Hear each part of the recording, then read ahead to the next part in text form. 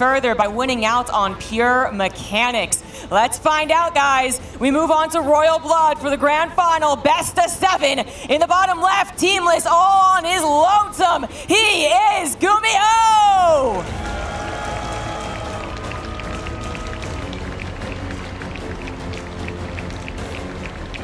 This man's momentum, though, is an absolutely astounding force. We've seen him turn into a boulder rolling uphill. He will not be stopped, and he wants this finals in the bag. In the top right side of the map, representing Basilisk, it's Serral.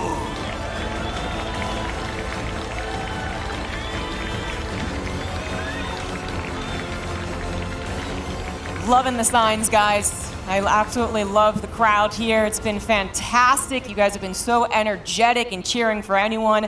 You've been following along with this story here that is now wonderful. TVZ Finals. Thank you, Gumi God. Many people were saying, but now he faces the GOAT possibly of StarCraft. It's definitely an uphill battle.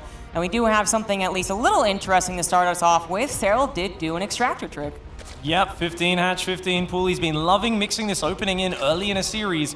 This is going to allow him to be very safe. If it was that proxy 3-racks build, guess what? Your queens and zerglings are out 10 seconds early. You're going to slap that down. So it's not only safe, it also gives him the ability to sneak zerglings across the map before the Reaper arrives. So just another little curveball for GuMiho. However, not the most effective usually versus him, because GuMiho is a big fan of building like 3 Marines before he builds a reactor off that barrack. So he's usually well prepared for any zerglings. Yeah. I wonder if Serral is sizing up this match as if I don't die to something surprising, then I am the better player, which many would say is not a bad idea here. Many would argue that is absolutely the case.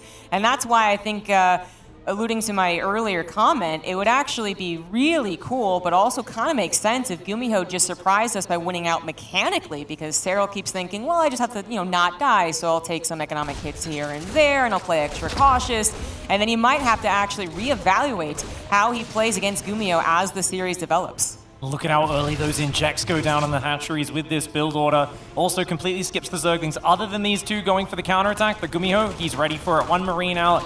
The second one actually looks like cancelled, and he built a reactor. So GuMiho, going away from what he normally does, will lose that Marine. That means the SCV there is going to have to be on its own. Looks like it will finish the command center, though. But the Reaper forced back to defend.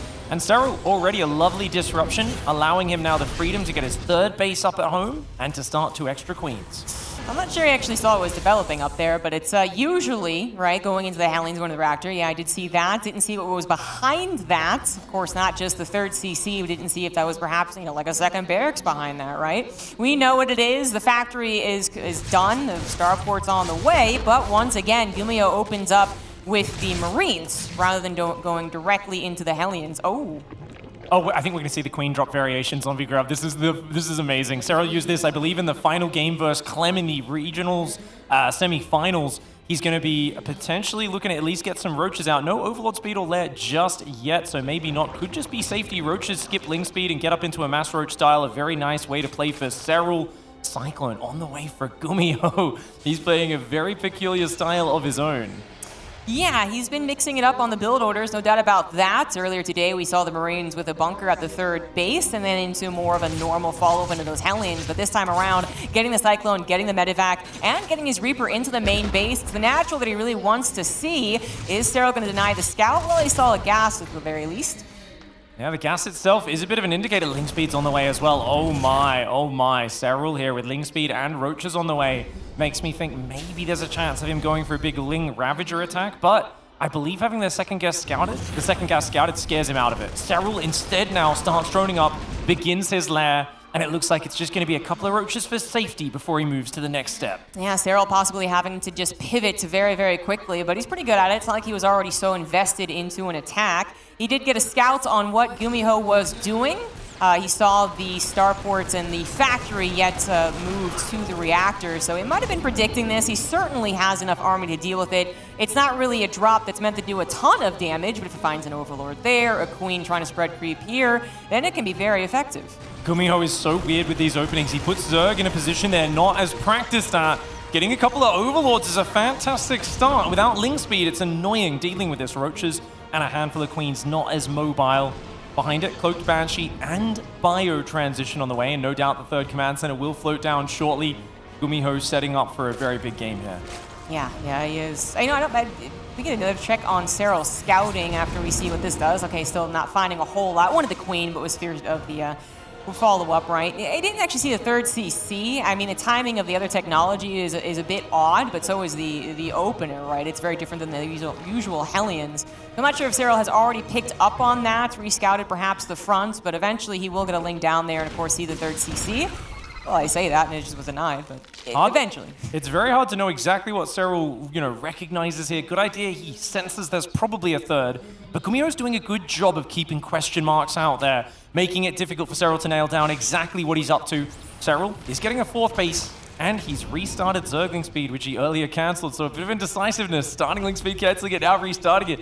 Going into lots of roaches, he finally spots the third base, and an infestation pit goes down. Serral would love to head up towards Hive. Ooh, the Hellions get into the third base, and that is going to be a decent number of drones going down. You don't see transfuses on drones too often, but that one gets lucky, gets saved. 8 drones in total. Now the Hellions at this point, they've basically done their job. They don't need to protect the third base so much anymore from, for instance, Lings, especially because speed is not done, and the drop will continue. Beautiful play by GuMiho, who's already going into a second factory, seeing the roaches. He wants to double up that tank production as quickly as possible. Great way to counter it is to make sure you keep your siege tank count high. And after that game versus Solar's 1-1 Roach timing before, I think GuMiho is feeling pretty practiced against Roach attacks. He's not going to have that anti-armor missile, but he does have a lot of other tools that are very effective against a Roach player. So as you were saying, the tanks, but of course the Banshees as well can help in the skies. Infestors are on the way already. Maybe Serral starting to, see what Dark's on about with the Infestors coming out lickety-split. But he also does have the Hive as well as the Hydralisk. And the Banshee kind of off timing, perhaps catching Serral off guard. They're going to actually collect a lot of drones, no Spore Crawlers to help out, and the Overseer is too slow. Sometimes it's a weird, kind of off timing that it catches you off guard, especially at this level. Serral was not expecting these delayed Banshees to come in, especially not when you've already invested in a medevac with a Cyclone and Marines, cleaning up the Overlord vision, gets 13 drones, gets on out. GuMiho playing some fantastic StarCraft. He's got a 4th command center, 8 racks coming up. And his 2-2 can start whenever he does remember to do that. I mean, this is just beautiful play for him so far. But of course, Serral, a Hive Tech monster. Is GuMiho actually comfortable letting him get there? I imagine GuMiho wants to keep his foot on the aggression and don't let Serral get out of control. I do love 2 things here for GuMiho. It just feels like he's fearless, right? Like he's not changing his peculiar play style. He still opens with something a little off, but finds it effective. And then he's actually very much purposefully heading into that late game versus Serral. The Infestor sharking around for the fungal. They do find a pretty darn good one. The Marines will survive. Medivacs will get back to healing, and GuMiho will stay on the location here around that third. Beautiful positioning because you can't really buy those tanks from the high ground there. So they kind of protected around that angle. Unless Serral moves around the left to flank Banshees, intercept a Roach run by on the left of the map. GuMiho's got to be quick though. It looks like he wasn't paying attention. He's a little slow to react to those Banshees. The Roaches will have a chance to dive in on the third base, causing a bit of trouble. Combat shields only now starting. These Marines very fragile right now. I think that's what he noticed. I saw him kind of make, a movement, a mutter of some type, and I thought it was because the Banshees perhaps were supposed to find the Roaches faster, but it was the combat shield that he noticed was very, very late. Oh, that did take a very long time. It's going to take a little bit of the power away. Not necessarily of the push, which I think Serral might be dealing with anyways, but basically the intimidation factor, right? Serral's still looking at those Marines and like, where are the shields, buddy? Where are the shields? You're not going to push without shields. Without shields, Marines are incredibly fragile. Oh, that is a nice move, but GuMiho is nearby. Serral gets the cancel though. Lovely snag there, staying active despite being on a less mobile Roach Lurker style. Serral is trying to establish that 5-base economy. GuMiho is not giving up this position though. He's got a big line of Marine tank on the right, mass command center behind it. The 2-2 upgrades and the shields will be kicking in soon, but Serral goes back in for another cancel. Yeah, he actually get the kill. No, GuMiho does look like he responded. There we go. It is a cancel. A drop on the left side dealt with by just Queens. Excellent position over here on that third base though. The barracks helping out with the Sim City, so a single tank. Hard to actually get past. Serral is not necessarily going for the break yet, but he's also not really, I think, sweating it too much either. He knows he has some time, especially as combat shields only just recently finished, and the Lurkers will continue to buy time as well, drawing the line in the sand until GuMiho actually has ghosts. Nothing like the forward missile turret there, just to show your opponent you mean business. GuMiho is always a very unique player. He's going to drop right on top of the Spores Queens and the Lurker. Great transfuse and pullback by Serral, keeps the Lurker alive. Those medevacs, though, they're on a one-way trip. These Marines not finding the value they were looking for. No, unfortunately not. And the Spores, well, we're done. They do still actually help the battle. No cancel right there. Mistake from Serral, but he is maxed out with a lot of money in the bank, so not the worst news here. Lurker going to go down. GuMiho still being aggressive. He is on Marauders at this point. Still no Ghost, of course, but plenty of tanks here. Whoa, Ravagers are not what you need right now. Serral's trying to go back into Ling Bane. That transition is a mile away, though. He's not there. He's stuck on Ravagers. They can't go toe-to-toe with these Marauders. And look at the moves from GuMiho. Marines in the back of the main base at the same time. Lurker's trying to shift over here. Serral's in trouble. There's no medevacs. I feel like if there were medevacs, GuMiho actually might have punched it right there, but he has another stim, plus just the kind of consistent damage from the Roach Hydra Lurker meant that he had to retreat. It is very interesting watching GuMiho try to actually still hold on to locations over here on the right side with even some static defense. Is a nice twist on what we usually expect from TVZ. Yeah, the triple drop in the main may have been a big mistake for GuMiho, even though it allowed him to get this lovely tank position. His bio is heavily wounded, as you pointed out. On the other hand, the command centers are blooming. They are exploding on that side of the map. Nice abducts for Serral, gets 2 tanks, but GuMiho is getting a massive amount of map control. He's covering the map in bases. Yes, he is. He's actually taking over the map as if he is the Zerg player, and he's choosing some really appropriate times to retreat to make sure that he doesn't over-dedicate. So far, his worst over-dedication, absolutely the medevacs, and losing them did impact his follow-up. I was waiting on those Ghosts. He had the Academy, finally building those as well. 3-3, about 80% done. Here, finally, Serral is able to make a move to the other side of the map. The cursed base down here gets cancelled for the 3rd time by those Zerglings. Serral's been really on top of that. Oh, okay, that's an interesting position on the left. It looks like GuMiho's going to catch the Lurker rally. Ah, but the Lurkers did have that burrow really quickly. The blinding clouds come down. This kind of turns around on GuMiho a little bit as he loses all of his tanks. He will grab a couple of Vipers for his trouble and escape with the bio that he can. But you can see it in the supply. GuMiho made a mistake right there. Lurkers also on top of his production. Lings in the natural. Serral getting into every nook and cranny. Oh, how quick the game can turn around. The Hunter becoming the hunted here. And Serral, after absorbing punch after punch, quick to strike back. And that is a brutal turnaround in game 1. In the blink of an eye, almost, GuMiho losing control of his map pressure, could not handle all of the attacks. He could have, perhaps, if he had played a far more defensive game, but his entire idea was that he could keep up the pressure. That's what he did versus Solar as well. And for a long time, it did not turn on him, but when it did, it was drastic. Serral did not look pleased with that game. Immediate reaction was one of disappointment and maybe a little bit of disgust at where that game went to. And that's very, classic Serral to say, look, this early game was not good enough. I took a bit too much damage. I felt like I was on the back foot. He had complete map control. And even though he managed to turn things around, Serral knows that wasn't, something he can rely on. He does not want to find himself in this deep water again. Now, it was actually a very scary position. I think we were basically believing in Serral. We saw that he was getting some very high technology units, and we saw that GuMiho couldn't actually break him, right? But you look at the minimap in this situation, and he's stuck on 4 bases while the Terran starts to encompass the map with their own bases, and the creep spread's kind of abysmal, not really all that fantastic. It was Serral taking a very cost-efficient trade, really choosing the right time to strike a blow, and GuMiho, kind of compiling off that medevac earlier on, unable to keep the aggression up, and when he tried to get aggressive again, he was caught off guard. Still an excellent game from the underdog, but Serral proves that he has a shot at that GOAT status.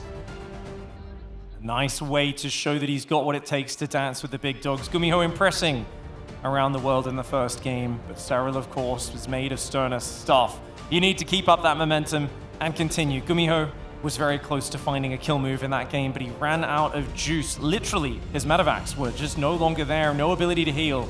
He's got another shot in map 2 and many more shots behind that. It's a best-of-7 grand finals. Let's see what he's got. He may be teamless, but he is destroying the competition so far.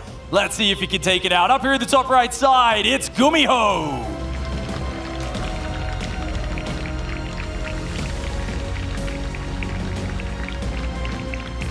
And in the bottom left for Basilisk, he is the blue Zerg, Serral.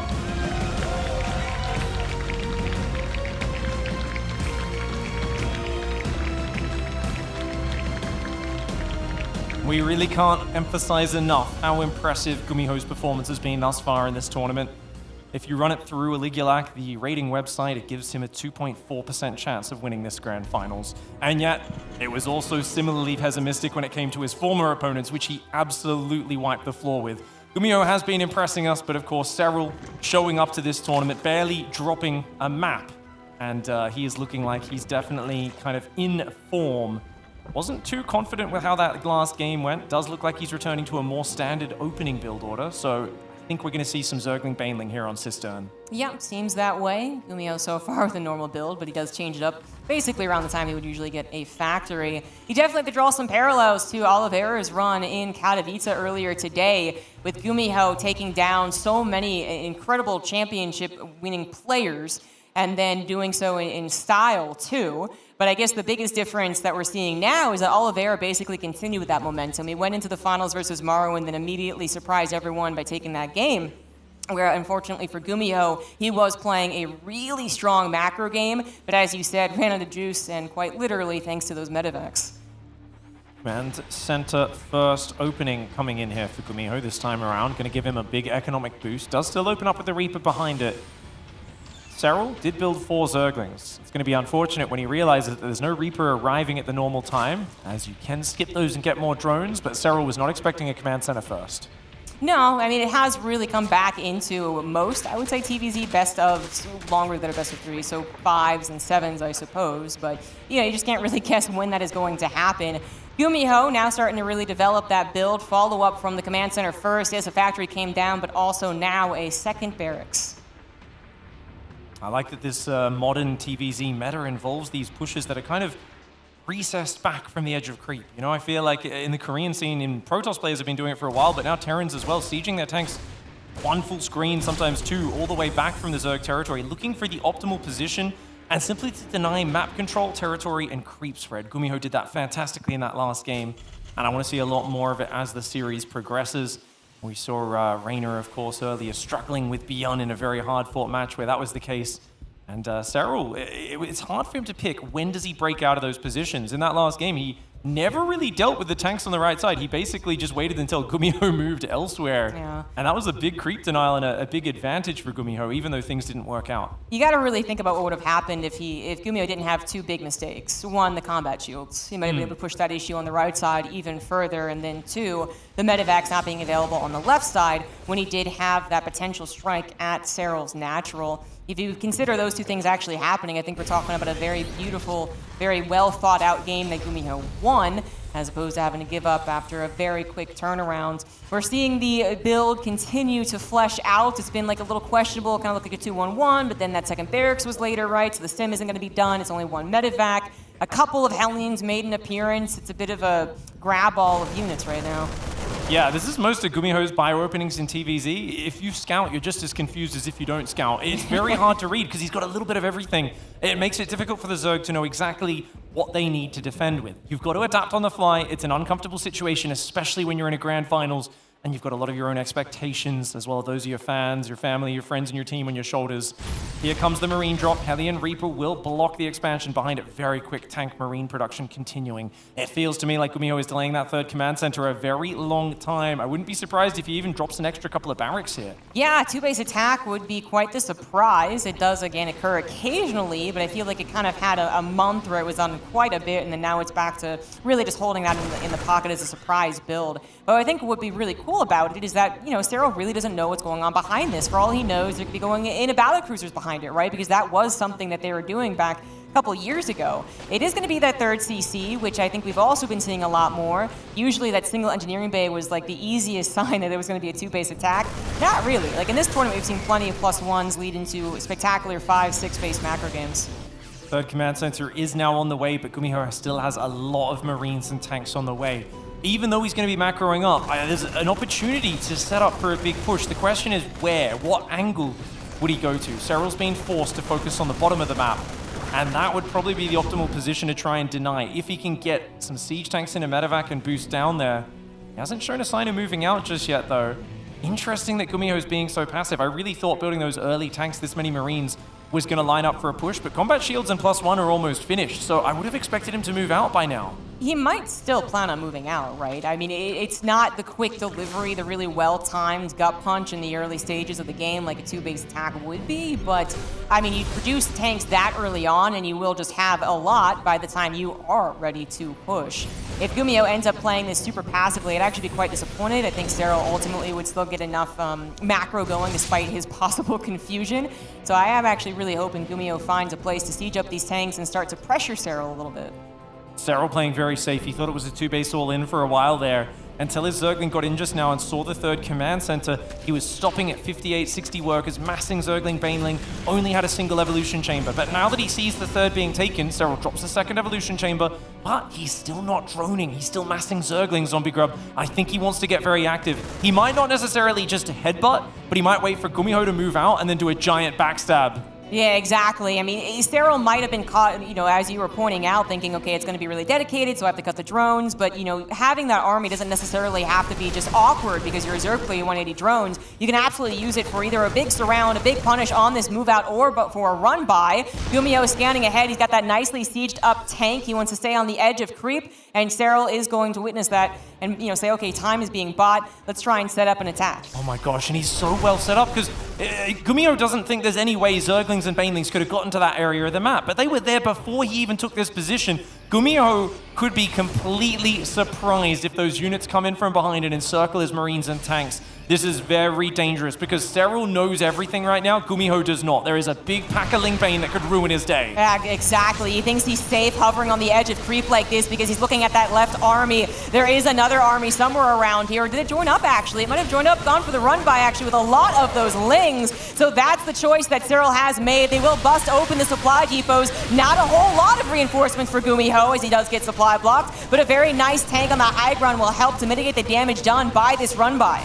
2 tanks on the high ground. Beautiful defense by GuMiho. And he pushes in and takes the 4th base at the same time. Look at that tank positioning. That tank on the low ground is delicious. The Marines trying to get out of there. Those medevacs are nearby. The Banelings unable to connect. 2 tanks go down on the high ground, but look at these tank shots. The Queen's trying to take on that tank right now. Looks like they will be able to do it. The Banelings getting close to the Marines. Those medevacs need to boost over for the pickup. Oh my god, or do they? The last couple of Banelings being destroyed. GuMiho left over with a decent amount of Marines, but Serral made sure to have a couple of Banelings retreat so he could have that in his pocket, defend on creep. GuMiho finding the run-by attempt right there. An excellent move in, but perhaps he did still get a little too aggressive on the creep spread, basically. When he retreated, it was a little more awkward than he was hoping it would be. Nonetheless, GuMiho up in supply right now, playing one heck of a game and getting ready to re-engage on that left side. Beautiful play by GuMiho so far. He's really got Serral on the ropes right now. But he's got to finish it off, and this is where a lot of Terrans get into trouble, because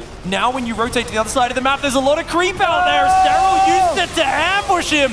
Great move by Serral, gets right on top, massive Baneling hits. Yeah, more Banelings are available. They managed to avoid any of the tank shot because it died just in the right time, and the Banelings will now have that creep spread. Yes, absolutely, Serral took advantage of the element of surprise. GuMiho probably could have been a little more careful moving out like that, but he still finds enough units here to actually continue the push. He's got tanks sieging up, Liberators as well, something he did in his previous series that ended up really being an annoyance, even being more aggressive with those Liberators than he was. He's going to jump on top of this hatchery. Serral actually prepared to give that up as he also does a run-by. Quick reaction from GuMiho, however. Does GuMiho have enough Marines at home? Looks like he does. Serral has to back off, doesn't lose any workers, just a bit of mining time, and yet another 4th base goes down. Serral is in big trouble.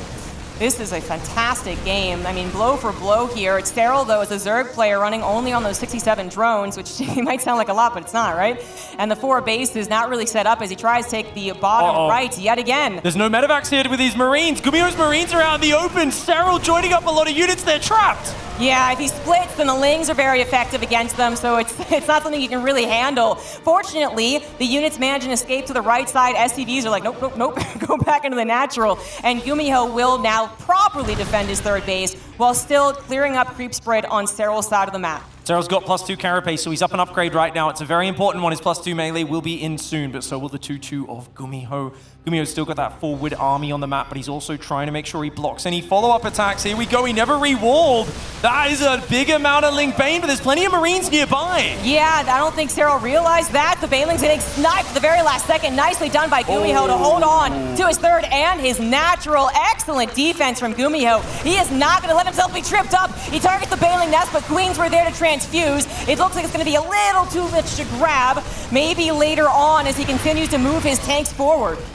Not a single reaction on Serral's face. He's looking intensely focused. He's still looking for the catch. Does get a bunch of those Marines. 2 medevacs, save 16 of them. GuMiho still up in supply. Now with 2-2 versus 2-2, his 3-3 starts. And 3-3 can never start for Serral, but it doesn't matter if you find an ambush. GuMiho needs to rebuild that wall. He's getting massively caught out. And Serral, he's been digging for the backstab damage for a while. It looks like finally he should be finding it. Oh, yeah, I think so. But then he actually kind of miscontrols a little bit. The Banelings aren't doing anything. He's certainly too busy on his side of the map as the Marines entered into his natural, something he probably wasn't really expecting and is exceptionally dangerous. But there you go! The Banelings enter into the SCV lines and will eventually kill those. There we go. 33 SCVs go down. GuMiho now sub-30 supply, rather worker supply, but he's ahead in the army. Oh, that was a painful move there. GuMiho, though, still has a giant army, but now it's all about the efficiency. Looks like he must have sniped Serral's Baneling nest. Yes. Serral low on Banelings, but heavy on Zerglings, and Zerglings do just fine versus the tanks. Nice flank for Serral. Oh! I don't know. He wasn't paying attention for like half a second. His unit stopped being stimmed, so they didn't run away from those Banelings. Good connections from Serral on top of taking care of some of those tanks. GuMiho did have a Liberator siege to try and protect it, but Lings aplenty will actually just kind of live through it, I guess, to a certain degree. Enough Lings, take out the tanks, the Banelings connect, and GuMiho has now lost all of the momentum, unfortunately. It wasn't the second, third, or fourth run by that finally did GuMiho in. It was the fifth or sixth or whatever, but it has finally worked out for Serral. I mean, Serral just everywhere he gets knocked down, he pops up elsewhere. He's playing the way a Zerg is meant to, constantly re-expanding away from their opponent's pushes, transferring his drones to wherever he can mine from safely. GuMiho has one last push left in him. It's desperate, it's committed. He needs to find the damage right here, right now. He might still be able to. The supplies in the army looking good for GuMiho. He needs the great control. However, he can't make those same mistakes from earlier on. Lings come in from the backside, actually a little bit awkwardly. Oh no, they catch one of those tanks. Queens take out the Liberator. GuMiho now mostly relying on those Marines. Can Pure Marine do it to get GuMiho the second game? Oh, this on creep is so scary. Those Queens are such a big sack of meat. They've got so much transfuse energy on him, and he's forced to pick up. One of the medevacs almost goes down, but barely survives. Marines do find the right side. Only space for 8 of those Marines in that medevac. GuMiho is rallying across the map. He redrops on the left, does overwhelm. On the right side, a lot of Marines going down. He takes out a lot of Zerglings in the top left, but realize, even though he's got 3-3 kicking in, he's got almost no army left to do with it. Oh, he's got to find a way in, but Serral's Banelings are holding the line. Yeah, the real problem here for GuMiho is he doesn't have Splash. I mean, Pure Marine can be magical, but Serral had made that Baneling nest, and Baneling's on creep with the Queens helping out and time-wise as well. I believe that was the last Splash unit for GuMiho. He has to hope that Serral takes a bad fight, loses all of his Banelings, and cannot remake in time. This is beautiful micro by GuMiho, but he's just outnumbered. Serral has kept these bases alive and mining for long enough. 63 workers versus just 24 SCVs. And GuMiho, he's got a drop in the bottom right. Marines rallying in the front, the drop in the main. Keeping this attention up, trying to push Serral to his limits. He finds the Queens down to the low ground and takes him out. Yeah, he's actually really controlling this quite well. Triple-pronged attack can go awry for the Terran, of course, as they might not be paying attention at the right moment. Another run by is going to actually take care of the rest of the SCVs. Not that there's too many, but GuMiho is fully paying attention to his drops, trying to get every last resource trade from these Marines. The army supplies remain actually completely even, but what does GuMiho do when there's 20 Banelings on creep going at him? You know, can he just drop and pounce and go wherever he wants forever? I'm not sure that he can. He's definitely succeeding in raising Serral's heartbeat. I mean, this is frantic. He's constantly got drops in every single base at once. But Serral stays focused throughout. He doesn't pull into his turtle shell. He doesn't go defensive. He stays offensive. And that is where GuMiho is wide open every single time. In the last few minutes that Serral's gone for a backstab, he's found value. He does get the spawning pool, but I don't know. It looks like Serral might have too many units. And then again, all of the SDVs, all of the mules going to be destroyed. Only 2 left over. GuMiho does have now a drastically higher army supply, however. The spawning pool kill actually might be exactly what GuMiho needed in this game, as Serral now banking 900 minerals. He can't afford any more army. You're kidding me, Serral did not realize that spawning pool went down till a few seconds later. He was looking elsewhere. And then he was like, wait, why can't I build units? 1,400 minerals in the bank for Serral. GuMiho with a pack of Marines in there trying to get the damage done. A single Marine behind that expansion. And another wave comes in the front. GuMiho absolutely relentless in this grand final. Oh, he does it! Serral taps out!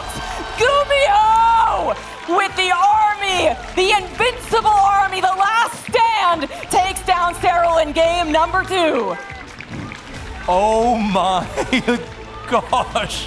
What did we just witness? GuMiho gets about 6 attacks stopped, his economy torn out from under him, but he just does not relent. Non-stop aggression. And I'm telling you, when I see a Terran just rally their army to the Zerg side of the map, usually it's the last desperate move before they lose the game. I cannot believe after about 10 minutes of rallying his army to the other side, desperately splitting things up, throwing army away recklessly, he found a way to break through. I actually am just surprised that Serral ended up with the low amount of banelings that he did. We got a quick glimpse at the units count towards the end of that game, and I believe he was down to 7 or 8 banelings. And I guess at that point, GuMiho could even go ahead and drop like 1 Marine at a time and hope that Serral wasn't paying attention. There might have been a little bit more battle to be had at the end of the game, but Serral just acknowledged that he was running out of steam. He could not recover from that spawning pool snipe. The backstabs just kept finding value. A few of the early ones got stuffed. Like at this point, it looked quite good for GuMiho. But 1 or 2 attacks later, this was the big one. And suddenly, GuMiho did not have a lot of longevity in this game. It felt like Serral was out of the woods. And I mean, to be fair, if it wasn't for the spawning pool snipe, he was. Yes. He had 1,400 minerals in the bank. He was holding out. GuMiho was on his last legs. But he managed to chop off the head of the beast there by removing not only the production, but then also getting Marines in all of the mining mineral lines. And with no more mining coming in, Serral does tap.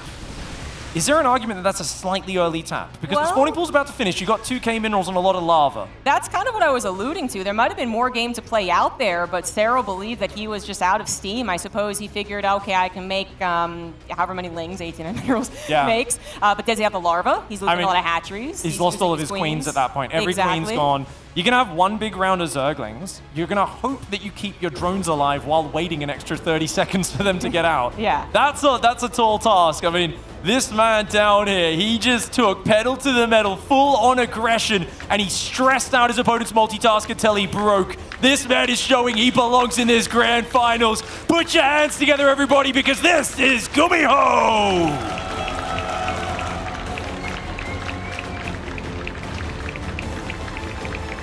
In the top left, he thought his relentless run-bys finally did the trick, but the power of the microed Marine overwhelmed him. In the top left for Basilisk, he is Serral!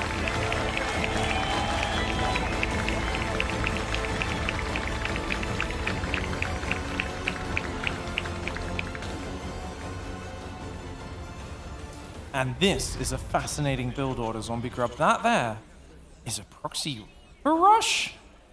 Oh, yeah? Yeah. That's 2 racks with a gas behind it. GuMiho bringing out some very hefty aggression. Serral's going for a 16 hatchery. Very standard opening. And it looks like a 2 racks Reaper. Now, this is not a 3 racks Reaper. It's not all in, but it's still going to hit very, very early. He cut a lot of SCVs to get this down so fast. Yeah, I do love the build orders that GuMiho is throwing out here. So I'm actually a believer because it is GuMiho in these finals of this tournament. But usually I'd actually say, you know, the 2 racks proxied Reapers kind of has lost its power, really. It was something that was very popular back in the day, and it was usually effective. At the very least, it would cause the Zerg to be extremely uncomfortable. They didn't know when to drone or when to actually make units. But, I mean, a combination of, I guess, like map pool differences, meta changes, as well as players just getting better and learning about the Reaper, right? Made it so that it actually doesn't find too much. But when it comes to throwing Serral off, again, maybe taking advantage of a very disappointing loss in Game 2, maybe GuMiho can actually snowball with these. Yeah, Serral might be shocked by it, especially. I mean, you know his heartbeat's racing and he's frustrated after that last game. That's what GuMiho is looking to capitalize on. He wants to take that frustration and turn it into full-on tilt. So far, good micro for Serral, though. Not losing any drones just yet, but how much space do you have left to build Spore Crawlers? Luckily, Zerglings answer the call. They pop out and they will defend the first Reaper, but of course, more just behind. Right, yeah. Serral knows that it was a proxy Reaper, of course, and now knows, of course, it's 2 racks Reaper. It'd be terrifying if it was 3, but just with the 2, perhaps Serral can eventually stabilize. Though, almost not getting that cancel at the last second. Queen finally pops, and she is something that is difficult to take down for pure Reaper. This was incredible micro by Serral so far. He's only lost like a couple of Zerglings, maybe 1 drone at most. The Reapers are all damaged. He doesn't want to take too many hits on them. You got to preserve the Reaper count and let their regen work. Creep Tumor going down, Spinecrawler in the main. Ling Speed's coming up as well. Serral with a fantastic hold so far. Yeah, Serral is really, really good, of course. So this is, I feel like, where Zerg players have just learned and adapted to these openers. They kind of have to maybe remember, like, oh yeah, you know, Reaper proxies, right? But so far, so good for Serral. One of those queens might be in danger, and one of the issues here is that he doesn't know how much GuMiho will commit to this, but the Spinecrawler is going to help out in that main base. The queens on the natural with Ling support, and those Lings seconds away from having their speed. Really like that extra Reaper that popped up into the main base. Got an extra drone there while Serral was distracted in the natural. Spinecrawler's mostly zoned out the main for now, so the Reapers are grouping at the natural. We've got a Reactor, a Starport, and more Reapers. What is this follow-up? That command center is so late, Zombie Grub. I hope he makes Medivacs. I think that would be the best thing ever. In fact, actually, this is not throwing me back. He actually did Reaper rushes for his GSL victory, and what he ended up having to do was go into a macro game. I recall seeing him rallying Marines down the middle of the map with 6 or so Reapers still in his army, and he had some very famous examples of grenades popping the Banelings so that they didn't actually get the connections. So that's pretty cool. I mean, we're bringing it back here from, what, 2016? Yeah, 2017. That's a 6-year flashback that you've got. I have zero recollection of that, Zombie Grub, but I'm glad you've got a bigger brain than I do.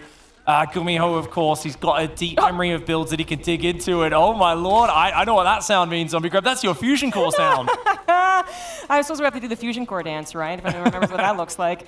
Oh, that is amazing. This is, well, this is exactly what's, you know, the Thanos is out there somewhere nodding his head in approval. He's like, yes, yes, quite. This is pretty cool. Serral's not going to be expecting this one. You might expect it on your ladder games, but from a pro game in the finals of a big tournament, I don't know about that one. Oh, that's a lot of Reaper Hellion. Even the Spinecrawler takes big damage to that. Serral looking for a bit of a wraparound with the Hellion Splash and the Reaper grenades. This is a problem.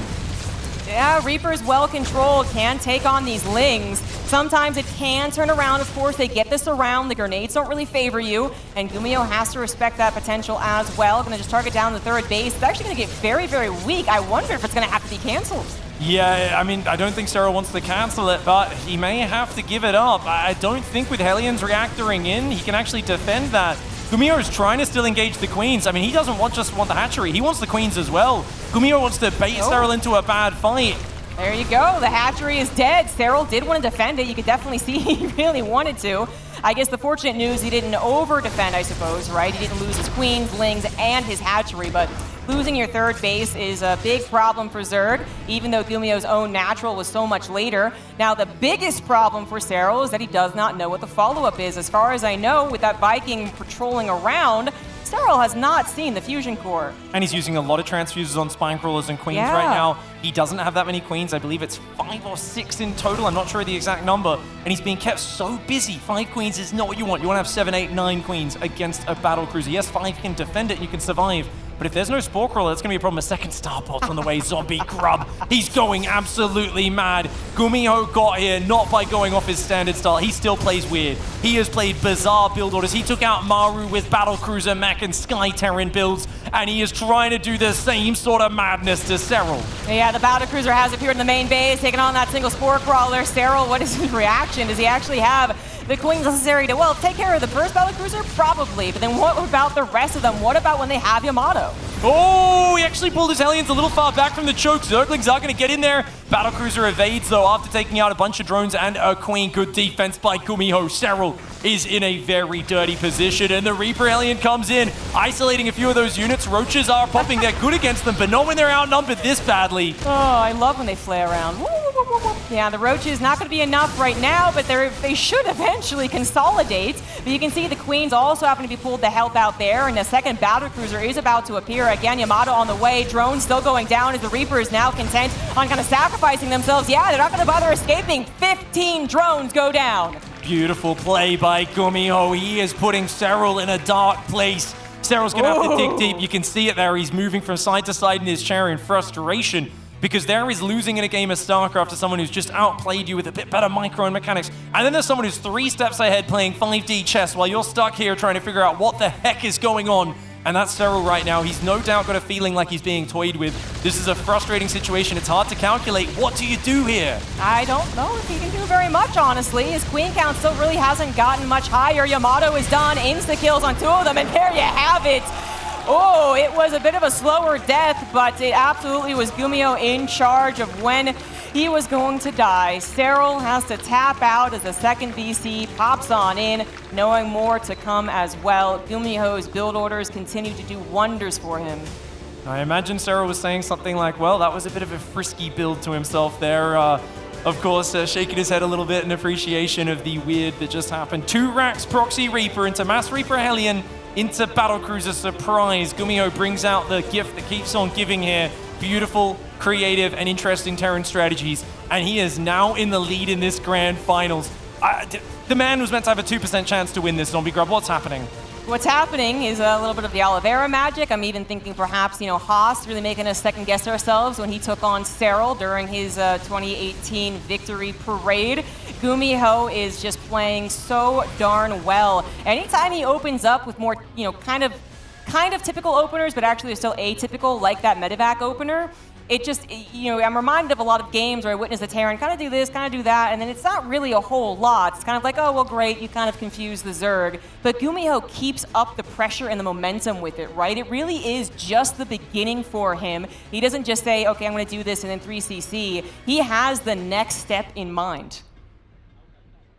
It's always mapped out ahead. The plans have layers to them, and every single one of those layers has a spicy surprise in it. This man down here has always been at the forefront of creating his own style of StarCraft. It's been 6 years since he got himself a big championship, and he's looking ready to get it again. Put your hands together for GuMiho!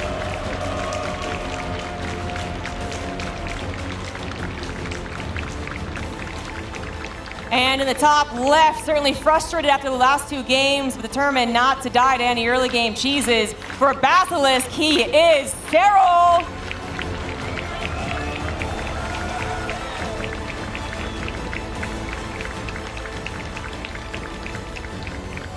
$15 hatchery, 15 pool coming out again. As you said, Zombie Grub, a lot of safety baked into that opening. Earlier Queen's going to help you with Proxy 3x Marine, Proxy 2x Reaper, or anything in between.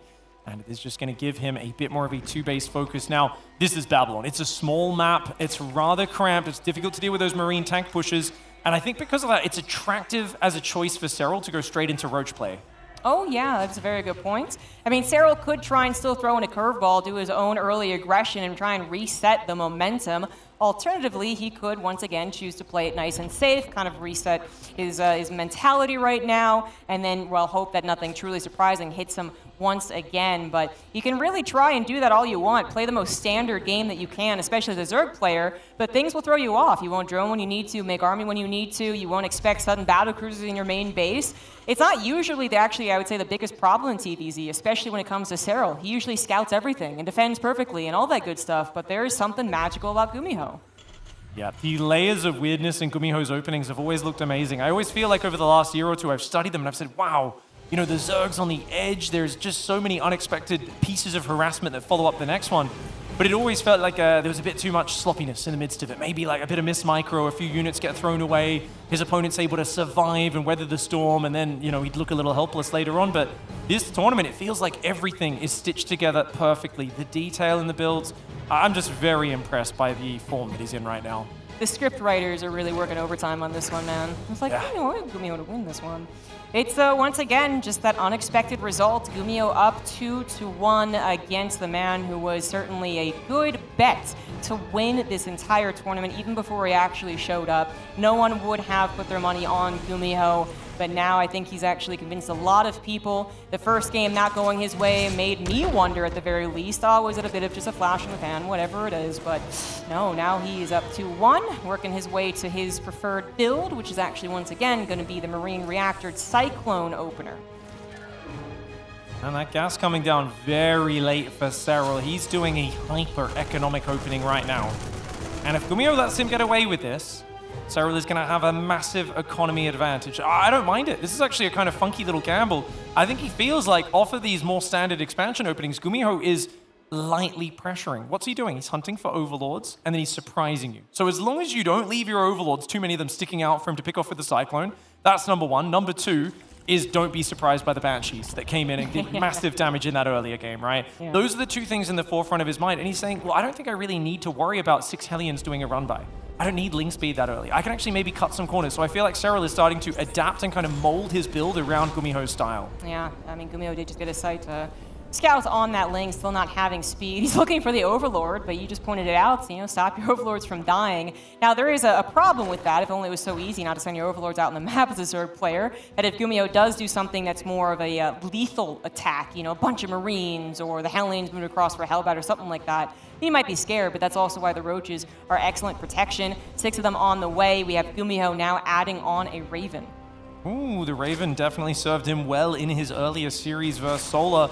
Cyclone Marine Drop gets inside the main, hasn't found any Overlord pickoffs yet, but nice drop actually in the shadows. Reaper does go down at the third, Sportrick saves a worker, but in the main base, that's a bit more firepower, and already 4 drones falling. Yeah, that Queen should fall as well, and then the pickup will be easy peasy. I think a single Marine was killed there, 4 drones and a Queen. That is pretty nice. The Banshees following up here, as you were saying, maybe Serral should prepare for this and not take damage, but once again, they are also nice protection against the Roach-based play that Serral is showing.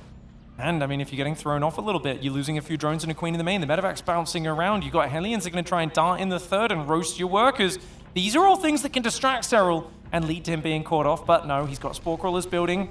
GuMiho runs in and gets a single drone, gets in, gets out. Serral's reaction's pretty quick. He's got to be careful. Yeah, I love that from GuMiho. You basically presume that the Zerg are going to send their drones back, say, oh, you respected me. But actually, even though Serral tried to pull away again, the Hellions still get major damage done. 12 drones going down. Now, I would normally say devastating damage after something like that, but I'm not going to say it this time, and that's because Serral was so disgustingly greedy. That's adequate damage? Look at the worker count. Serral's still up 16 workers. GuMiho needed to do that damage to punish just how obscenely greedy Serral's opening was. And even with that, I think Serral's completely fine. Yep. Because skipping Ling speed, only building a handful of Roaches, check this out. Double Evo down pre-6 minutes. Laz finished, Overseers are on the way, Roach speed's coming down. Serral is still in a solid position in this game. Yeah, no, that's a very good point. I mean, that's part of the reason he didn't have anything responding to it. That and Roaches are fairly slow, and they were distracted by the main base.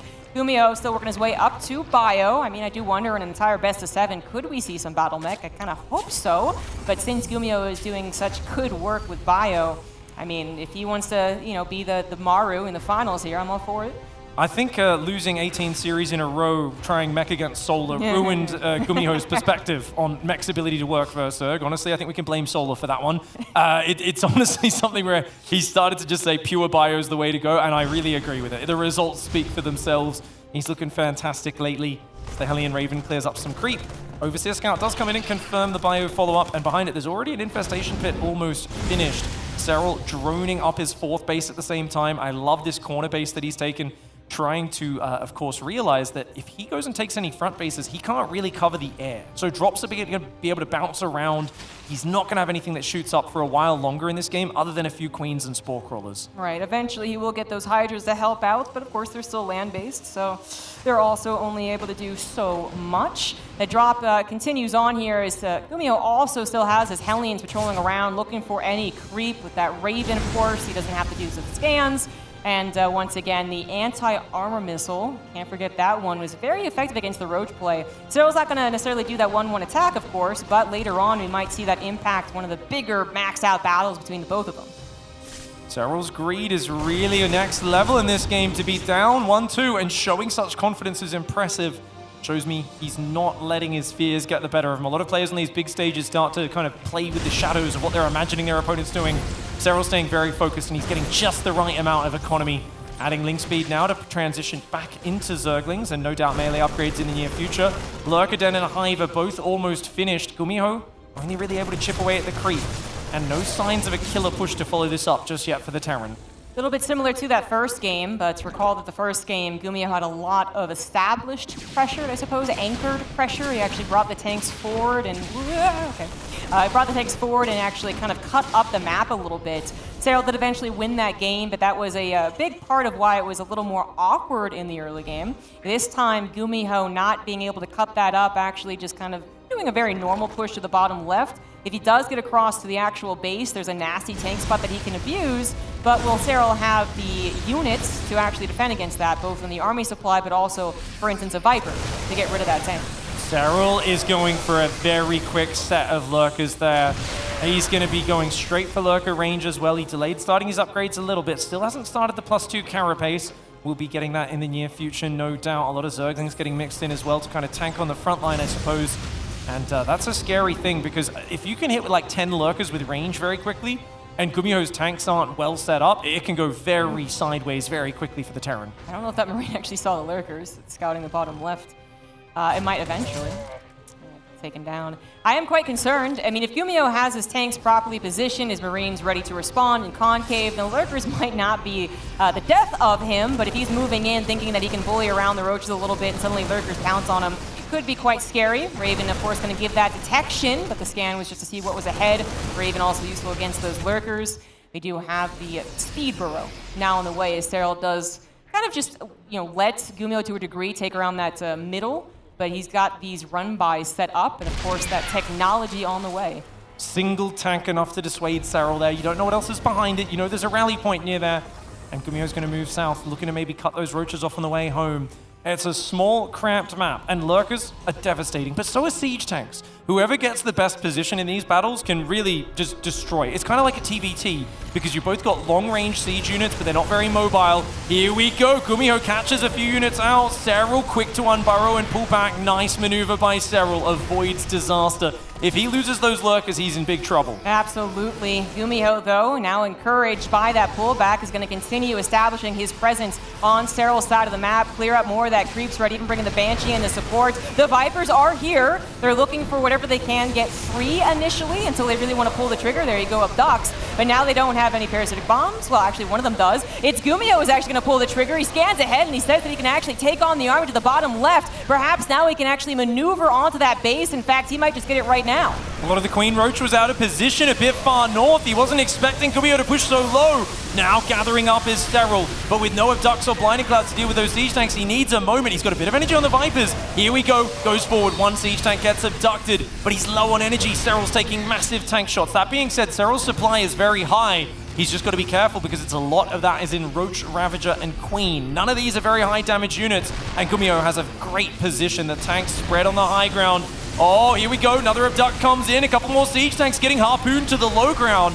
Yeah, I mean, they're going to go down, but the lurkers are also going to go down. The Marines try and jump on top of them, but it doesn't really work out. And in fact, Serral, now encouraged, runs on top of the tanks despite being anti-armored missile. He knew that he could take the fight. GuMiho's supply in the trash. GuMiho over-committed to that push, and Serral with those Vipers able to wear it down over time and get rid of those siege tanks, which of course are the special sauce that makes it work. But GuMiho's got a fourth base behind us. He's on 77 workers, and his 3-3 upgrades are almost complete. If GuMiho can just slow things down for a moment here, get that tank count back up, begin the Ghost transition, he's still got a very solid economy. And Serral's creep, it's diminished. He's kind of pushed into his corner of the map. He's building a lot of Queens, Zerglings, and drones right now, which tells me that Serral's kind of just trying to fix up the basics. He's going to try and do some lurker harassment, but definitely economic advantage for GuMiho, current army advantage for Serral, but he isn't finding a way to leverage it. Yeah, exactly. Unfortunately, despite being able to pounce on that army and push GuMiho back, it wasn't really a time which he felt incredibly confident to actually engage on GuMiho's bases. So GuMiho had that time to replenish the supply. Anything really could have taken out this hatchery, but it is going to be this particular drop. So that is one less hatchery to work with for Serral. He does have a sometimes very efficient trade with this composition, so that's not the biggest of deals as of yet. But of course, if he loses more hatcheries and more creep spread, GuMiho will eventually encroach with everything. GuMiho's got to be careful. Serral's going to counter push here, and he's got lurkers down on the south at the same time. Serral doing a two-pronged push. GuMiho getting a little sloppy with his positioning on the map, much like in the first map of this series. Oh my lord, you've got to be careful when Serral gets to that hive tech. You cannot get caught out of position. He does defend on the south, but up here at the north, his 8th barracks are getting overrun, as is his 5th command center that was 95% complete. Losing that is a big bummer for GuMiho. Yeah, that does get killed. Now, Serral also had a hatchery killed, but, I mean, it's a little more expensive for GuMiho, and he just was not prepared for the attack. He was trying to get to Ghost, but he couldn't afford it on the gas in particular, so maybe he could have had 6 or something like that already out. Now it's a bit of a trickle as he continues to take some production damage. Once again, GuMiho will stabilize, but no doubt about it, Serral has taken the map. He's really now quite intimidating with all of these lurkers hitting that 3rd base. Oh, trying to just stim on top of it. GuMiho, oh no! Stepping into the spikes of death, and Serral. Massive, massive hits from those lurkers pushes GuMiho out of the game to tie up the series. Actually, a very Serral-like game. It felt like there was far less question as to whether or not he was going to be able to deal with things. Like in the first game, he did wait for that perfect time to pounce. That was excellent. There was also some big mistakes from GuMiho that kind of led to that. This game, I wouldn't say that GuMiho necessarily made, well, such big mistakes, like for instance, the missing combat shields and the lack of medevacs. But he definitely did overstay his welcome in a few of these battles, and perhaps some of the game happening with the gas as well. I'm not sure about his refinery timings. But yeah, Serral just playing out a nice defensive game after the couple initial drone kills anyways, and waiting again to take that perfect engagement. Yeah, I feel like GuMiho needs to be just a little more patient as this game goes on. He's got to make sure when he's at this hive tech versus the lurkers and vipers, he has a little more respect for the ability for Serral to jump forwards and punish him with those abducts. And as you said, getting out the ghosts earlier is always better, right? I mean, if you can EMP the vipers, it takes away Serral's best tool, and suddenly tanks can defend just about everything. Yeah, unfortunately, GuMiho really was stuck on this side of the map, not just with an inferior army, kind of an awkward position, but also without really any additional technology. He was still on Marine tank, so no Marauders were involved, which also meant that the ghosts were very far away, and yeah, that really helped Serral's counter-offensive really start the ball rolling here. Also, possibly GuMiho maybe could have gotten it for a couple of interference matrix on those Vipers. It's commonly forgotten about, but I think he was just thinking about the ground army. That would have been some very fancy maneuvers, but pulling off those interference matrices can be game-changing, shutting down the spell casting of the Vipers in the heat of the moment. Interestingly, Serral struggling both against the early crazy rush of GuMiho as well as in the Ling Bane game where the aggression just got ramped up. But 2 games where he's gone for that 15-15 opening, gone straight to Roaches, skipped the Zerglings, he's found success. This is something that makes you think Serral's probably going to keep trying that as the series goes on, and GuMiho is going to need to find a way to adapt. I would actually really love for GuMiho to perhaps open up, again, something that Beyond really likes to do with the 2 barracks, but I'll get into that in 1 second. We do have an SCV being sent out by this guy in the top left, going toe-to-toe with Serral so far. He is the Red Terran, GuMiho.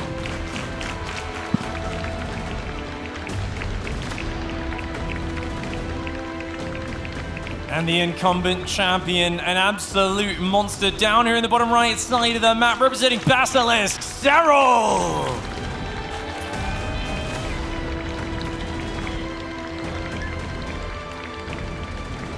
Well, this is exactly what I wanted him to do, actually, if he does indeed go for the 2 barracks version. GuMiho, as we've seen, can go for 1 barracks, and he can go for Marines instead of Reapers. But what I was going to say is that I kind of wish that he would do that because it still adds to the confusion of the follow-up, but more importantly, there's a very lethal follow-up. There's a 4 racks there as well. If there's something that he can find that might punish the greed of Serral yet again, then of course that would be perfect. Easier said than done. He doesn't know what Serral is doing. Serral in this game also playing quite safe again. I love what you're saying there, and I really do think the double axe Reaper opening can be difficult to deal with. The downside, I guess, against the 15 hatch opening is that Serral will have his queens out incredibly early, and that means he can defend the initial wave, but Serral's going to really struggle to get a 3rd base. He's going to struggle to get out of that sort of contain you put him in, and it's not like it's that big of a commitment. Now, of course, that's besides the point. It's only a single barracks opening for GuMiho, but yeah, definitely going to be likely to see the Roach style again. This map, Neo Humanity, is known for turtling and late game and kind of the game getting to that later stage. Do you think GuMiho just plays into that and tries to get the ghosts out earlier? That's a very good question, actually. He did seem very, okay with playing out a big macro game against Serral, but maybe that wasn't necessarily because he wanted to play the Turtle Camp Ghost style, right? Game 1, he was still very active on that mid-game bio. So it's possible. I think GuMiho is definitely good at that style. Is he the absolute best? Maybe not. But it is something that absolutely Zergs, I think, fear on Neo-Humanity. Of course, you have to let every map through the map pool in a best of 7, but typically when you ask a Zerg, like, Neo-Humanity, they're like, oh, so many late games, so many Serrals. You know, it's funny, because even Serral often says that. You wouldn't think it from watching his games, but he's often just as frustrated by total late games as the other Zergs. He just happens to do better in those games despite that frustration. I often feel like frustration might actually be the secret sauce and what makes Serral so good at the game. Anything that annoys him, he instantly works at just non-stop until he becomes a master of it. Yeah, that's very true. Some people shy away from it, definitely, but he's like, no, I'm going to fix it and I'm going to show them. And he does, very commonly. So we once again have the Marines coming out from the reactor barracks. A Widowmine actually coming out this time from the factory. Yeah, I don't mind a single Widowmine mixed in the drop. We've always seen the games where it does get a big hit on the Zerglings in the mineral line or the drones. Any more than one Widowmine, though, and I'm not a big fan. Once in a while, it works out, but it really is relying on the Zerg getting distracted and making a big mistake, and I don't think that's very reliable. No, probably not. The Hellion just dipped in there and saw the Roachborn building once again. However, the Lair coming down here. Ooh. Oh, and a hatchery on the front lines. All things, well, he hasn't seen the Lair, but he did just see that hatchery, too. With only a couple of units, probably won't force the cancel. If he had anything further coming along, it'd be a little more questionable. Well, there is a medevac and a pack of Marines, so they could try to boost down here and see if he can finish that one off. Serral once again skipping link speed, going Roaches. He's showing this style. He's had success with it. 2 wins with it, 2 losses when he didn't play this style. Serral has clearly made up his mind. He says, well, let's use what's working, and this map is perfect for it, because if I get that purple gas, it's really going to boost up this gas-heavy style. GuMiho does not want to let him do it, though. Yeah, he's actually going to continue the pressure, and because Serral has gone for Roaches, they're coming out a little bit later, and they're just frankly slow to respond. Handful of Marines helping to actually get the cancel on the third base. Nicely done for GuMiho, who of course is going to find other successes, perhaps a drop in the main base, an Overlord or a Queen even here. Here we go. Overlord does get picked off. Nice moves here for Serral. Widowmine will fire. A Roach goes down, and the Widowmine will pay the price for that. Drop is going to pick up and move into the main base. GuMiho staying active. He's got a tank out behind it and a Liberator. Does not have his third command center on the way just yet. Serral going to restart the purple gas base. That's a very, very brave decision. I really thought Serral would give up on it, but he said, no, you denied it once. Now I want it even more. Yeah, I mean, there's a bit of a gap as to what GuMiho could be bringing further. If he was already bringing tanks and stimmed bio, that's a very different story. But most likely, now that his creep's a little farther, his Roaches are actually out. The third base will be protected from the, I suppose, non-stim attacks if GuMiho actually does go into bio. I might be eating my words, but I really think that, that should not have to be canceled. He's not. If Serral has to cancel that, he has made some big mistakes. He's got a big pack of Roaches out now. Roach speed is almost here. GuMiho's got to be really careful, because when you deny a Zerg's third like that, you give them a very good reason to attack into you. Serral is morphing a few Ravages. Roach speed's almost done. He's going to go for a probing attack and see if he finds something. A lot of extra barracks are coming down, but Stim has yet to start. The Roaches appear on this side of the map. Now, unsieged tanks are actually quite effective when it comes to DPS. That's not an overwhelming number of Roaches, and GuMiho kind of turns this around, says, nope, you are scared of me, good sir. And the tanks will siege up on that location. Oh, it can be dangerous. Yeah, you can break the rocks and it can crush those tanks. Yes, that might actually be the way to do it. We'll see how he goes. He's just going to push forward for now. Is Serral takes out one tank with bile. The Roaches jump on top of the other tank. GuMiho did not expect Roach speed and that many Roaches this early in the game. Oh, a bit of a disaster right now. The Liberator on the main base trying to help out. 2 drones and some lost mining time, but now Serral is unleashed. He knows he just took down so many very important tanks. 2 are about to be on the field yet again, and thanks to a good old-fashioned wall, I don't think Serral can actually bust through, but oh, he's going to be able to pile the tank! Oh no, that tank in position to be biled. Absolute catastrophe at this point. Oh no, he sieges too close. The bile does land, but there isn't a second and third one to pair with it. Liberator is getting big damage. Some of the Queens will eventually deal with that. Serral picking off the add-ons in the wall off here. Well, a lot of Queens just went down. Oh my lord, is he going to lose every Queen? Yeah, almost. Thankfully, a 4th showed up to take care of it, and GuMiho figures that he is just too far behind. Certainly right about that. A single Liberator not going to change the course of that game, as Serral takes, again, the lead in this best of 7. GuMiho perhaps just leaning a little too deep into that aggression. Thinking about being the attacker. How do I break Serral? How do I crack this defensive Zerg? But it was actually Serral who was looking to be aggressive himself. He had Roach speed and a large pack of Roaches building. GuMiho, after getting this snipe on the hatchery, I would have loved to see him change game plans into a quicker third command center, be a bit more defensive, a little more harassment oriented. This push was just a little bit too focused on going for that purple gas base, and Serral let him siege up. He hit his numbers until he was overcommitted, and then he pounced. Yeah, perhaps the praise we were giving him earlier is a double-edged sword, having the idea, the steps already written out here, steps 1 through 10. First I do the drop, then I hit with the tanks, and then I go for 3 CC, 5 barracks. It sounds all well and good when things are going right from step 1, but what if things are going a little bit wrong? In that game, it was step 3 that went just very, very wrong. Did not expect Serral to be so willing to engage in the middle of the map. But again, you could see the thought process that in different scenarios, GuMiho would have still been pressuring right now. Serral finding great success with an incredibly safe opening. Getting out his queens early, delaying his third base, going for roaches. Zerglings have betrayed him, and he says, no more Zerglings, we're playing roach, roach, roach. That's how we're going to win this. It's all about the slow boys, but this is a gigantic map where that might not be the best strategy. Up in the top right side of the map, he's not going to give up yet. He needs your energy now more than ever, everybody. In the top right, the Terran player, it is GuMiho!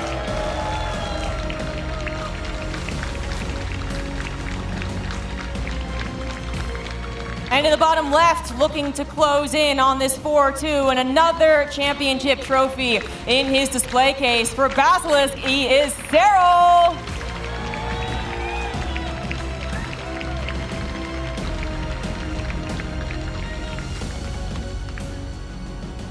When Serral first came of age and was able to compete in the big leagues and start playing full-time, his first finals was here in Sweden, in Jonkoping in 2017.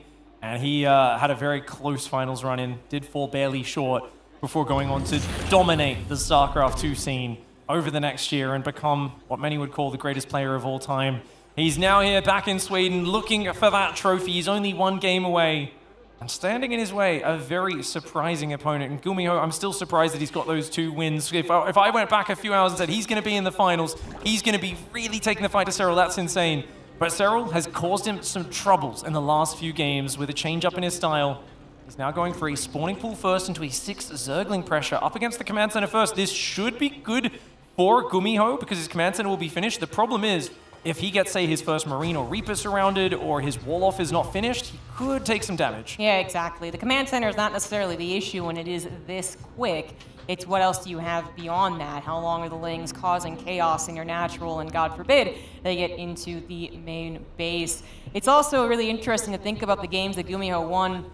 Well, one of them was definitely just him being a trickster, but one of them was him just playing very, very good bio, and another one where he almost won, again, very good bio. So even though, again, we come into this tournament, we come into this finals thinking GuMiho really has to be the trickster, the jokester, like he's got to do some weird stuff. He's proven that as a mechanical 3cc build, it would also work out well for him. His factory is a little vulnerable, right? It's building, and it's just building faster than the Lynx. Surprise, Serral isn't actually attacking the SCV. I guess he's just trying to actually get through the building itself and prioritizing that. And it looks like good micro by GuMiho. Repairs with a single worker. Reaper is out. A few more of those Zerglings should be going down. I like how Serral tries to split one in the natural. He says, if you want to hunt these guys down, there will still be a Zergling causing trouble. But overall, a fantastic opening for GuMiho, who gets an early worker lead. He's done the greediest build possible. Serral, on the other hand, playing quite aggressive and finding nothing. I do like that Serral mix it up, just throw it out there for a hot second, especially now that he's up a game. But yeah, that wasn't exactly the ideal scenario. He is actually getting speed here in this game. Oh, number 6, here we go. And looks like GuMiho is once again sticking with the reactor barracks. A single Hellion on the way. Gonna swap it off. This map is known for crazy strategies from Terran because Lingbane is so strong here. It's a big map. Oh, Serral, nice attention to detail, comes back in and manages to get that. What is he doing with the add-ons in the main base? He actually built a tech lab first. Oh, yeah, okay. So he built a tech lab and now he swapped it off to build the starport right on that tech lab. That's interesting. So I guess it's just a very quick Banshee opening. Third command center already on the way as well. Interesting build here. GuMiho does like to mix things up, and I believe he just wants to go very early into that. Actually, a Viking on the Tech Lab starport zombie grub. That's an interesting one. That's a bit of a brain teaser. I'm not sure. He could still be going into Banshees. It's actually a very classic build that I think nowadays people would just think it's bad, but Viking first into Banshees. I was actually thinking for sure battle cruisers.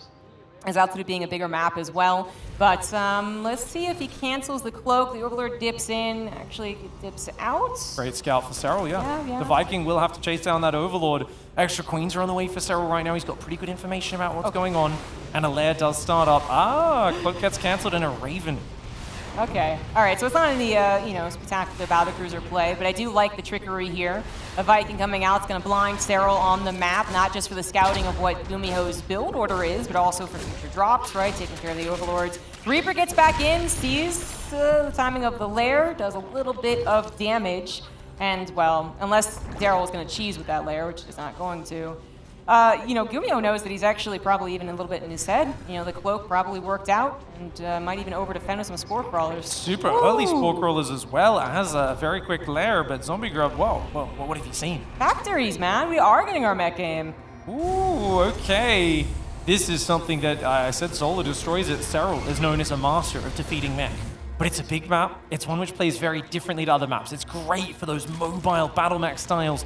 Already double armory on the way and an engineering bay. Double armory, not really a battle mech classic. That makes me think GuMiho might be playing traditional mech, trad mech, tanks, Hellbats, Thors, all of those sorts of units. And Serral playing Ling Bane. Hell, this is going to be a really interesting matchup. Serral needs to scout this first and foremost. Right, yeah. GuMiho has been setting himself up as more of a bio player in the last few series, last few days, actually, this tournament. But finally throwing out the mech, and we're about to see battle mech, okay?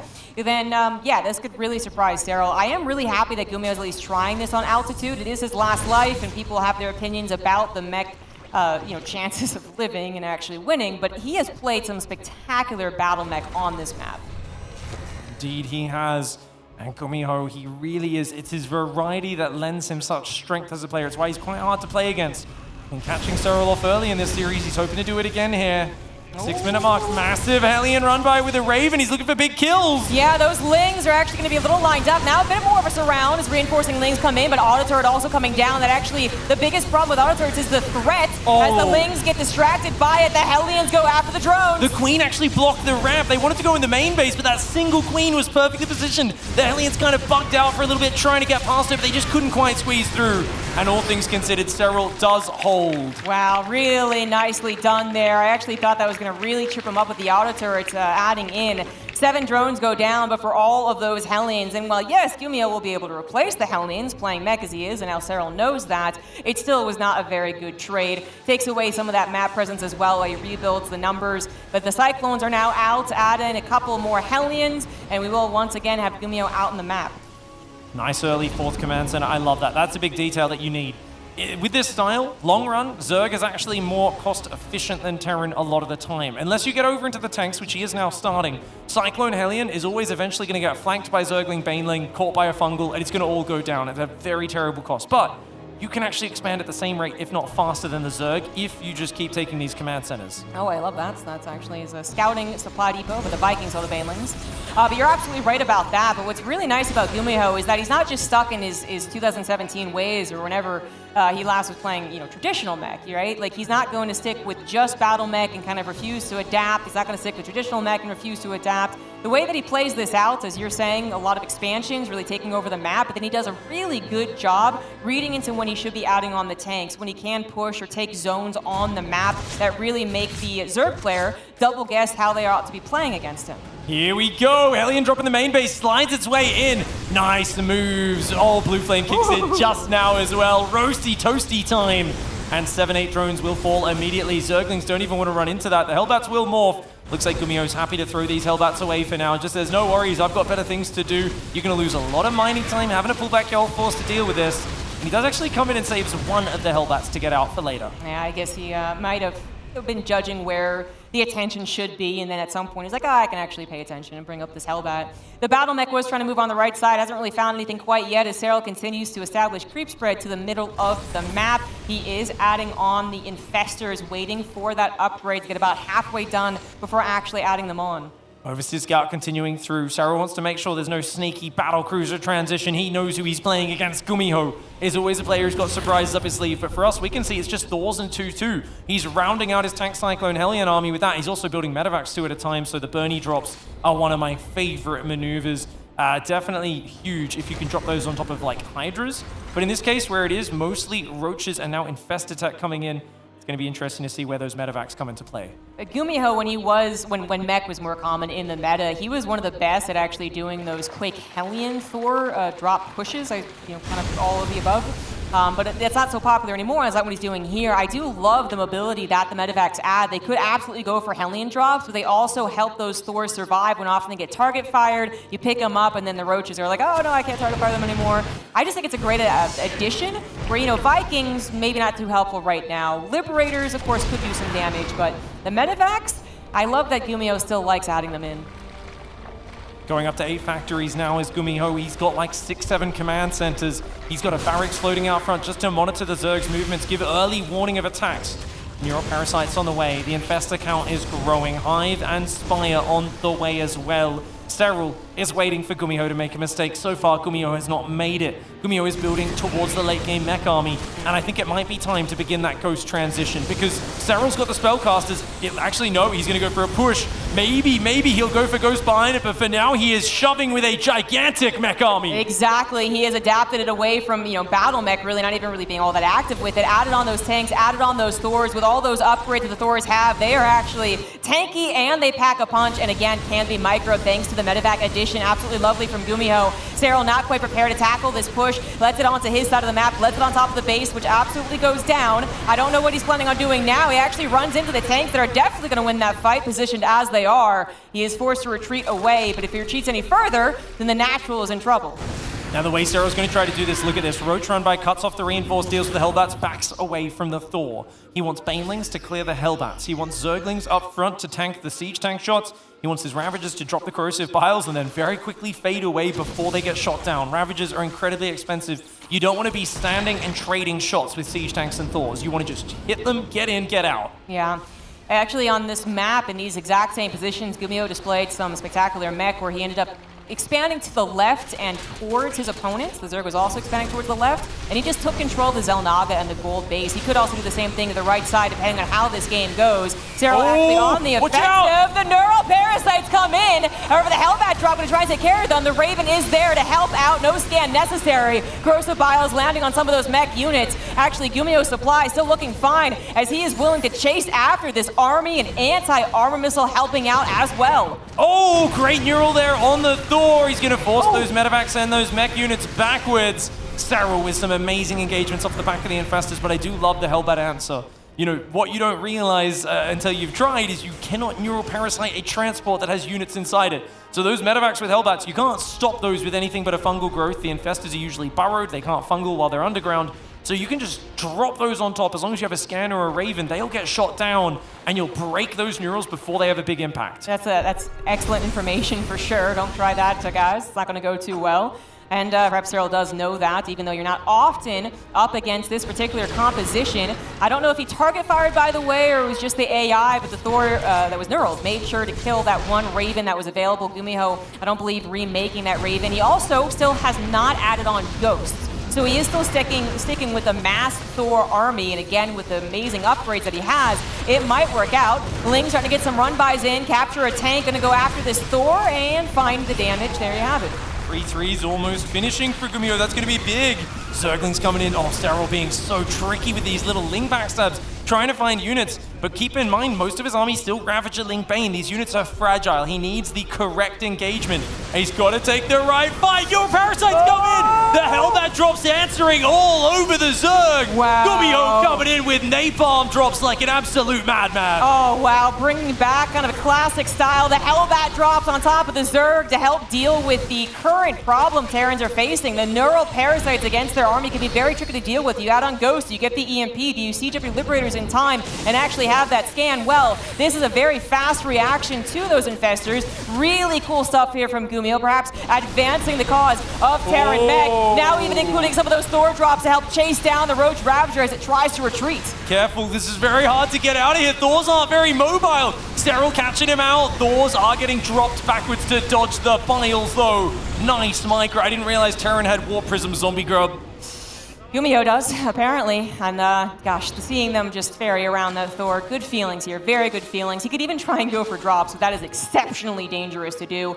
You better off even just trying to go for the Hellion run buys, but GuMiho's like dangerous? That's my middle name. I mean, he's actually going for the drop. It's the fungal that could catch him. I don't think there's much Yes! other anti-air, right? Unit count. Yes! Unit count would be something I've really... Is there Viper? Oh, There's God. nothing at Queens. So if you get fungled, I think you're okay, as long as there's no Queens or Spores nearby. Yeah. This is really, really hard for me to figure out exactly who's winning in this situation because they've both got big banks building. They've both got high base counts. I like that GuMiho doesn't commit and throw those units away. If they get fungled, they cannot get back in the transports. Ooh, we had more starports added on at some point. Didn't even see that one. 3 battlecruisers are on the way as GuMiho continues to develop his ground mech, I suppose, into that air mech. Will Serral be prepared for this? So far, he's just been matching the push-outs. He's been trying to deny the bases. I don't think he'll be able to tackle GuMiho's actual army as long as it's defensively set up, which means that GuMiho can start to add in these battlecruisers. He might even be able to hide them until they're at a higher count as well.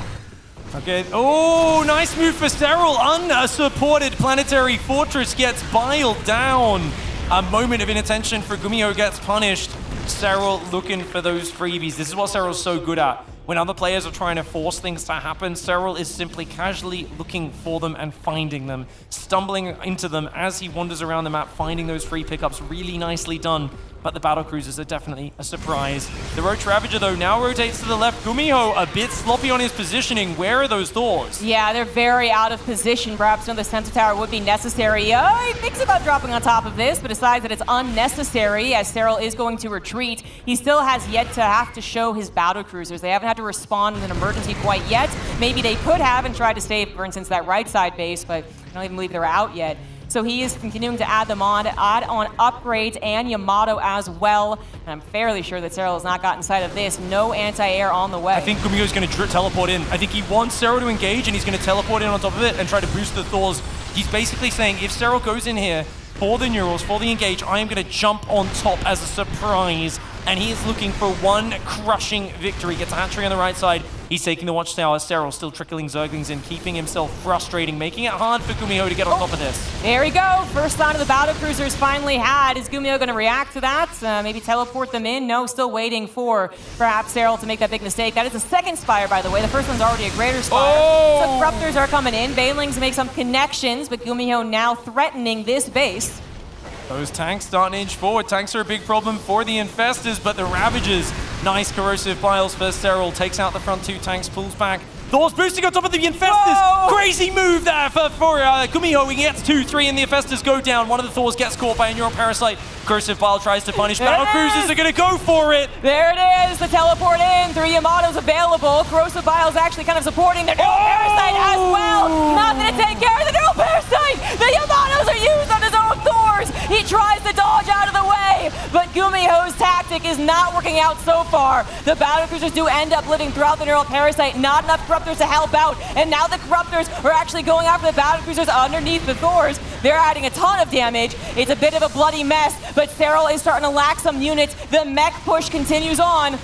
Incredibly technical hold by Serral. He uses the corrosive bile to take out the battlecruisers while holding them in place with Neural. The Corruptors now in decent enough numbers to deal with the battlecruisers, but his ground army is low, and GuMiho is continuing to rally in. Battlecruiser stumbles in, it teleports to the left. Serral is losing his economy. He's very low on money right now. GuMiho may be low on production and supply, but if he can take out these bases, Serral will be broken. Serral says no. He holds onto the bottom right. The top left is in danger, though. There's a battlecruiser there.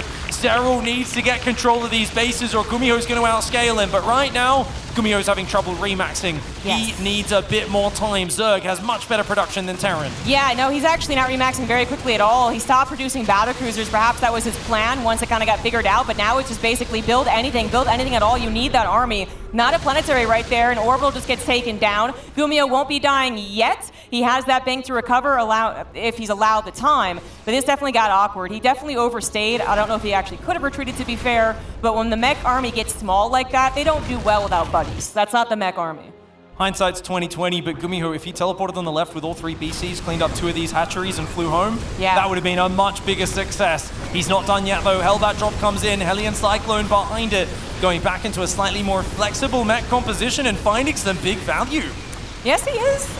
thinking he's going to have to retreat here, but thanks to the medevacs, he absolutely can. He is still pushing with the actual army, but nothing to respond to the neural parasites. GuMiho actually kind of starting to get really clumsy, to be honest. He really needs to consolidate and think through these pushes and how he's going to play out the rest of this game. Right now, Serral is bigger brothering him a little bit with those infestors. The why are you hitting yourself? Why are you hitting yourself? Every time he steals one of those big 6 supply units, a battlecruiser or a Thor, it's a massive swing in the battle.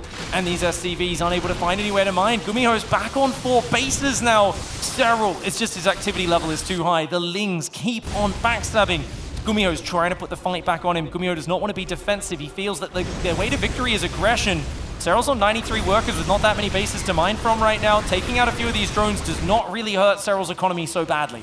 There are some Cyclones available, but the Corruptors might be able to take down the factories before they die. GuMiho is still continuing to be aggressive. This is very, very dangerous for a mech player. I just said that they need buddies. They're not like Bio. They don't separate and engage, especially because they're often found without an exit strategy. The medevacs help out a little bit, but I still think that GuMiho is bleeding off too many expensive units. He no longer has that settled economy where he can kind of make those moves and be okay with it. He has to consolidate and think about establishing his economy again before he starts tackling Serrals. Think about that Ancient Cistern game. GuMiho was in such a desperate spot. And then he just basically said, full-on aggression and harassment. I'm going to stress you out and ruin your economy and overwhelm you.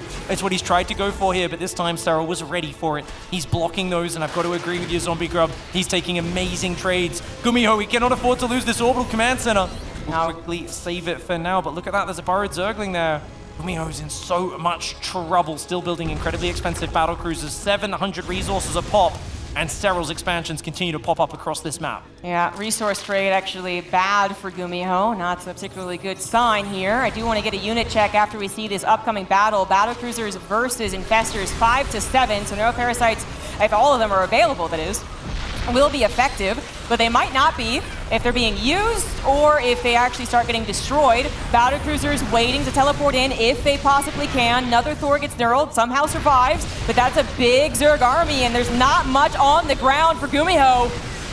Oh, massive, massive fights for Serral, showing his class in this game. I gotta say, when those Hellbats were dropping on his Infestors, the Battlecruisers teleporting in as a surprise, the Thors moving across the map, a lot of Zergs would have crumbled, but Serral is made of sterner stuff. And as much as he's being tested in this grand finals, look at this. The Battlecruisers coming in now on the left, getting a lot of damage.